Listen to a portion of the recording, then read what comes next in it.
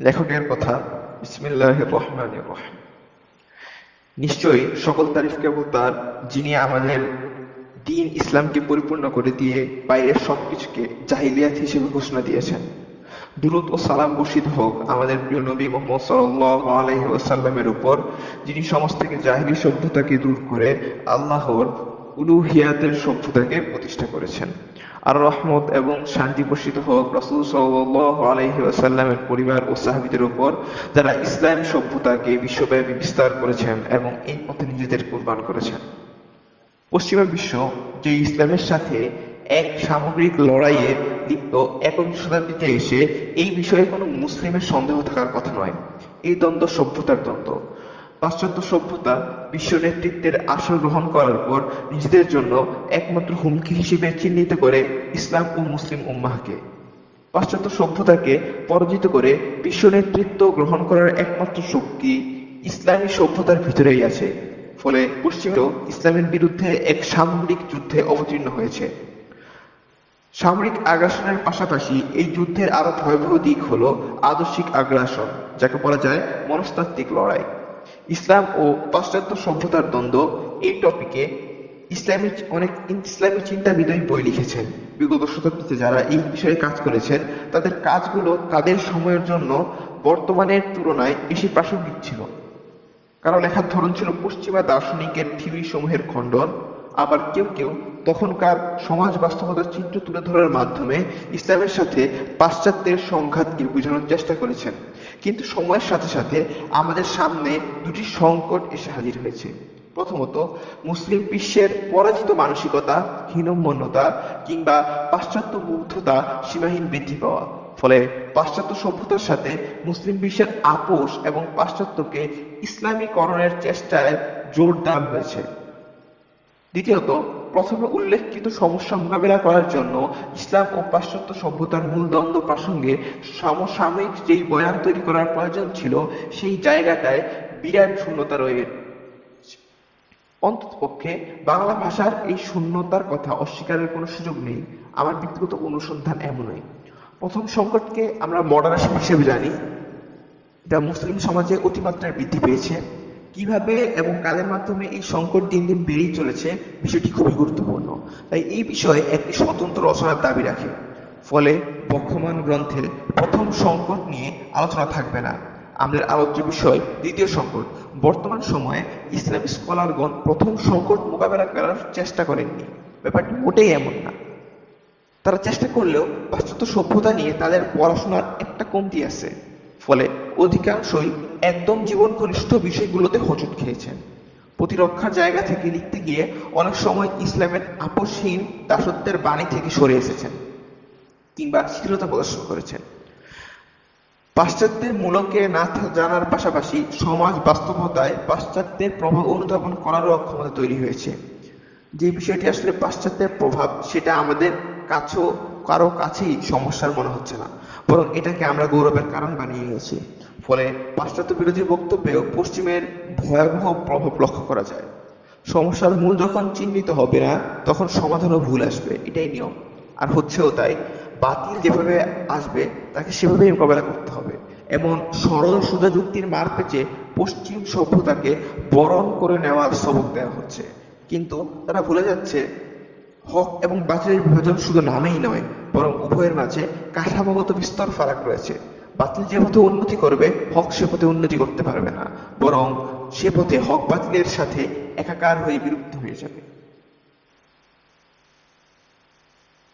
কেউ আবার বিজ্ঞানকে মুসলিম সভ্যতার একমাত্র ভরসা বলে দাবি করছে। অথচ বিজ্ঞান কোন সভ্যতার উত্থানের সূত্র নয়, ফল মাত্র।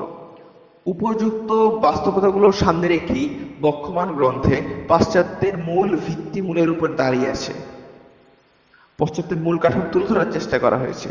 বর্তমানে পাশ্চাত্য সভ্যতা যেই ভিত্তিমূলের উপর দাঁড়িয়ে আছে, সেগুলোর ব্যাপারে ইসলামের শাশ্বত দৃষ্টিভঙ্গি বর্ণনা করা হয়েছে। সাথে সাথে পাশ্চাত্যের মোকাবেলায় মৌলিকভাবে করণীয় সম্পর্কে একটা উপসংহার যুক্ত করা হয়েছে। এক্ষেত্রে আমরা প্রথমে লক্ষ্য করেছি, ইসলামের দৃষ্টিতে বর্তমান পাশ্চাত্য সভ্যতাকে কোন হিসেবে নামকরণ করা যায় এবং ইসলাম সেই সমস্যার কি সমাধান হতে পারে। ব্যাপারটা অনেকের কাছে অতি সরলীকরণ মনে হতে পারে, কিন্তু আমাদের মুক্তির পথ এখানেই নিহিত। শাইখুল ইসলাম ইবনে তাইমিয়া রাহিমাহুল্লাহ খুব সুন্দর বলেছেন, বিজয়ের জন্য প্রয়োজন পথপ্রদর্শক কিতাব এবং সাহায্যকারী তরবারি।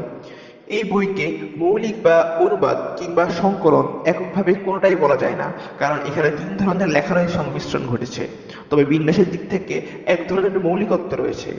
পাশ্চাত্যের ইতিহাসের ক্ষেত্রে হাসান আসকারী রাহিমাহুল্লাহ জাদিদিয়াত বইটির অনুসরণ করা হয়েছে।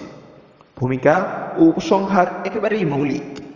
মাঝখানের আলোচনাতে মৌলিক লেখার পাশাপাশি ডক্টর জাভেদ আকবর আনসারী, ডক্টর জাহিদ সিদ্দিকী মুঘল ও প্রফেসর মুফতি মোহাম্মদ আহমদ তাদের লেখা থেকে নানাভাবে উপকৃত হয়েছি।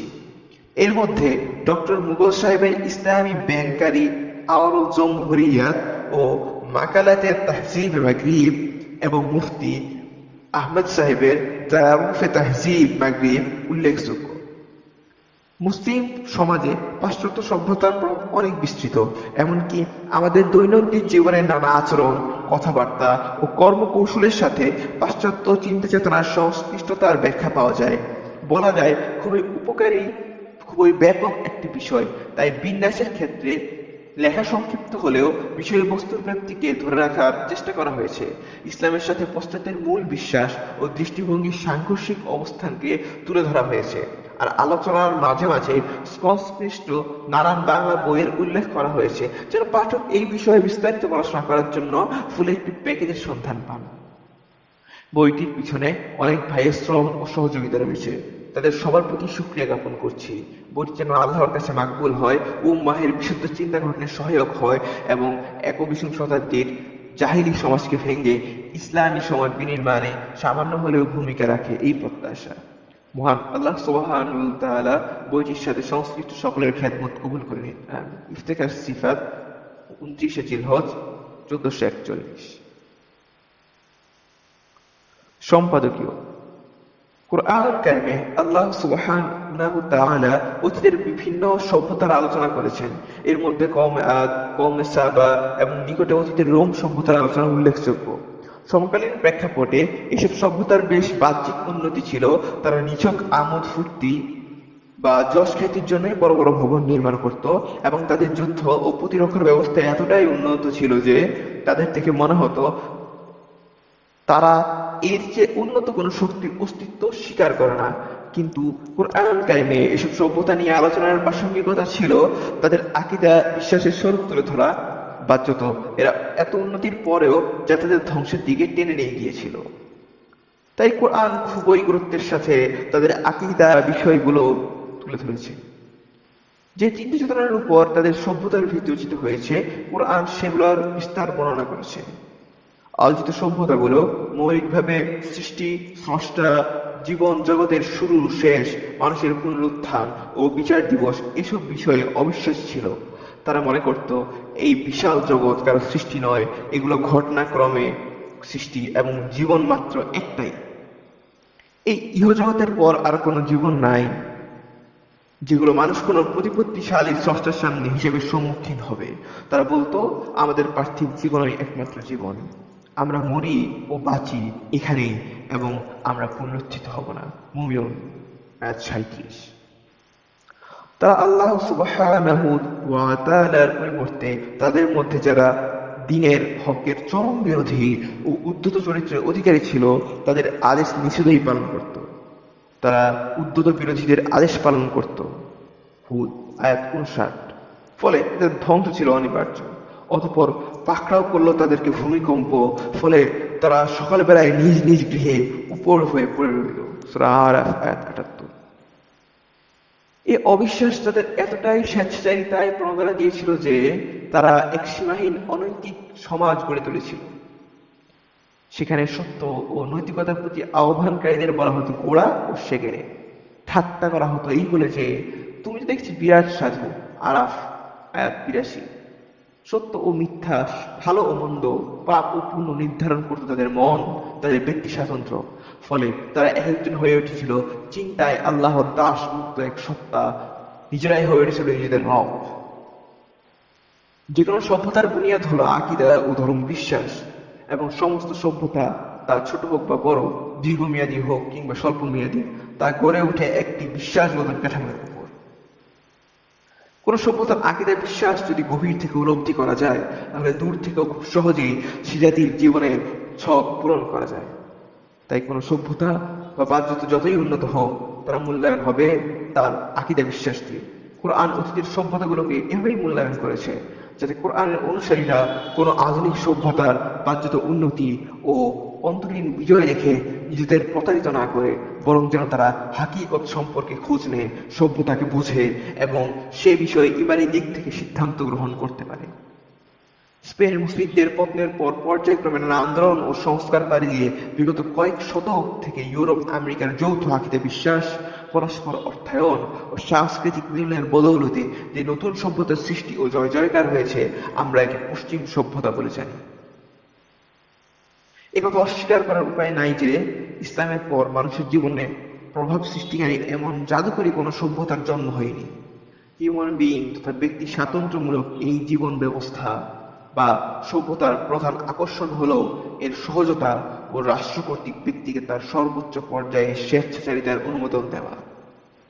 মানুষের জন্য একরকম সহজ ও সাধারণ ভিত্তি এবং মানুষের সকল প্রকার চাহিদা পূরণকারী দ্বিতীয় কোনো সভ্যতা নাই। এতে কোনো গভীরতা, কোনো বুদ্ধিবৃত্তিক উন্নতি, কোনো ত্যাগ ও তিতিক্ষার প্রয়োজন নাই। তাই সাধারণ মানুষের নিকট এটা খুবই আকর্ষণীয় এবং মানব সভ্যতার ইতিহাসে এর যে অধিক পৌনঃপুনিক জয় লাভকারী কোনো সভ্যতা বা জীবন ব্যবস্থা দেখা যায়নি। এই সভ্যতা তার উত্থান ও বিজয়কালে গভীর থেকে মুসলিমদের প্রভাবিত করে। তাদের সমস্ত চেতনা, দ্বীনি আদর্শ ও রাজনৈতিক কর্তৃত্বকে পরাজিত করবার চেষ্টা চালায়। অনেক ক্ষেত্রে তা সফল হয়। বিশেষত আজ পশ্চিমা সভ্যতা মুসলিম মানুষের সত্য, মিথ্যা ও নৈতিকতার এমন মানদণ্ডে রূপান্তরিত হয়েছে যে এর বিকল্প ভাবাকে মনে করা হয় অপরাধ। এর ফল এই দাঁড়ায় যে পশ্চিমা সভ্যতার বাহ্যিক আয়োজনের সাথে সাথে তাদের আকীদা বিশ্বাসগুলোও আজ মুসলিম মানুষ দখল করে নিয়েছে। প্রায় প্রতিটি কাঁচা পাকা ঘরই এই সভ্যতার প্রতীক বা সিম্বলে পরিণত হয়েছে। পশ্চিমা সভ্যতার দর্শন ও আদর্শগত প্রভাবে দীর্ঘদিন থেকেই ইসলামী পৃথিবীর সামনে নতুন এক ইরতিদাদের সয়লাব ঘটেছে, যা ব্যাপকতা ও গভীরতার দিক থেকে এই যাবৎকালের সমস্ত ইরতিদাদি ফিতনাকে ছাড়িয়ে গেছে। সবচেয়ে গুরুত্বপূর্ণ বিষয় হলো, এই সভ্যতা আলাদা ধর্মের দাবি না করেও গোপনে একটি নতুন ধর্মের স্থান দখল করে নিয়েছে, যেটা নির্ভুল, অকাট্য, অলঙ্ঘনীয় ভাবা হয়। এই সভ্যতার কোনো একক প্রতীক নাই, তবে এর অনেকগুলো মোহনীয় পরিভাষা আছে, আছে ইতিহাস। আবার এই সভ্যতা থেকেই তৈরি হয়েছে অনেক ইত্যাদি মতবাদ। তাই এই সভ্যতাকে জানা এবং এর পরিধি হাতকড়ে বোঝা প্রতিটি মুসলিমের জন্য একান্ত কর্তব্য। কিন্তু আমাদের দুর্ভাগ্য যে এই বিষয়ে সচেতন মুসলিম সমাজেরও খুব একটা দৃষ্টি পড়েনি। মুখতারাম ইফতেখার সিফাত এই বইয়ে পশ্চিম সভ্যতার ভিতর বাহির নিয়ে আলোচনা করেছেন।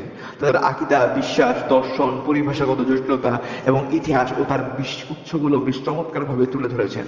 পশ্চিমা সভ্যতার বুনিয়াদী বিশ্বাস কেন ইসলামের সাথে সাংঘর্ষিক সে বিষয়ে দলিল পেশ করেছেন দ্বীনের ইলমে উৎস ও বাস্তবতার নিরিখেতে।